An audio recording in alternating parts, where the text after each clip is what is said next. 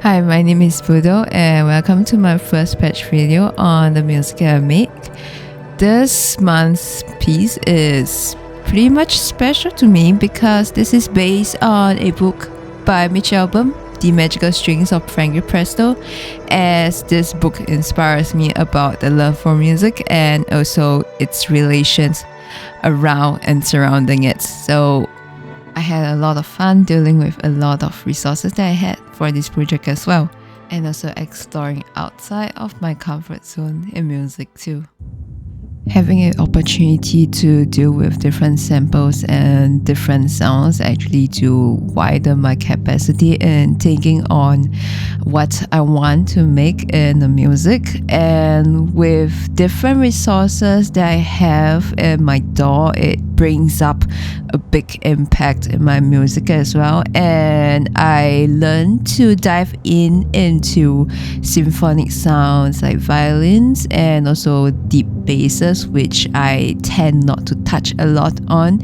So it's a good learning experience from different samples and also a perspective on how to use them.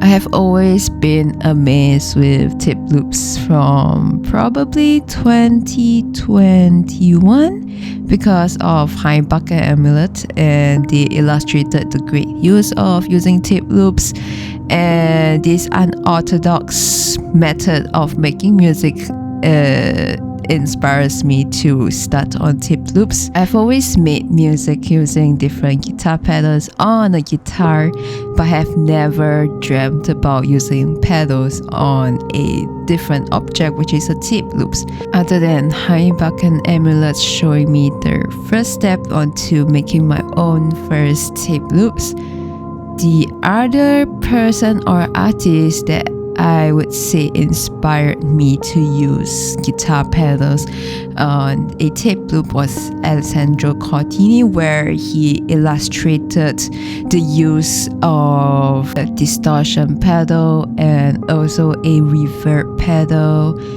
and it helps to modulate and shape the sound that he wants. And this gives me a lot of insight and inspiration on tip loops being a very versatile medium or a versatile host audio that could bring out different type of qualities in pedals and effects too. So right after I did my tapes, I asked for a friend's piano sample and I transferred it over.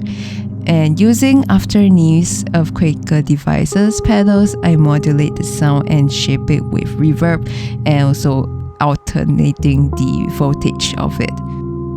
After recording my piece onto Ableton, I did realize a very big problem, which is I did not own an analog to digital converter, so therefore there was a lot of humming and a lot of hissing, but we make that as our precious and unique sound designing. So instead of agonizing about the hum, I make it wider so that it resonates along the space of reverb that we had with the afterneath pedal. And we also use a special tape delay plugin, which is the Copycat IC400 by Verispeed. It stretches the delay and it makes it even more interesting with the delay of speed and resonance. And other than that, I did try to tame as much hiss and hum with a de-essers, with a sibilance, as much as I can. Those are all from Waves plugin. And sound even wider, I use a doubler effect. So with doubler, tape delay, and also afterneath pedal, which gives a reverb, a special reverb, which alters the voltage and octaves, which I've mentioned earlier. So it gives a different and unique sound, which I enjoy the process very much. And that is all for now. I'll see you the next time and thank you for watching.